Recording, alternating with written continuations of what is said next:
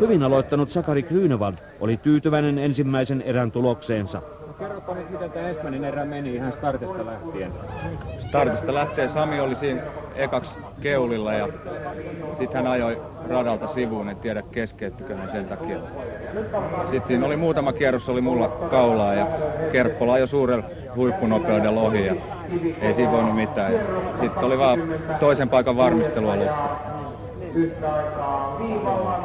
No miten muuten tämä kausi? Sä oot kuulemma harjoitellut kovasti ja kaikki pitäisi olla hyvässä kunnossa. Joo, kyllä. Mulla oli kalusto valmiina jo 1,5 kuukautta ennen ensimmäistä kilpailua ja olen aika paljon harjoitellut. Testausta ei ole sinänsä tarvinnut tehdä, koska paketti oli jo niin valmis, kun sain sen itselleni. Punainen lähtövalo vaihtuu vihreäksi. Formula 4 kausi on alkanut. Tasaisesta rintamasta erottui aluksi Sakari Grünewaldin keskat, sitten Frank Johansson keltaisella katillaan. Pian keulille nousi kauden tulokas Sami Pennanen. Hän ajoi Jan-Erik Lindholmin edelliskesän kalustolla. Ensimmäistä kierrosta johti Sakari Grünewald perässään Frank Johansson ja Pertti Patu Leppälä.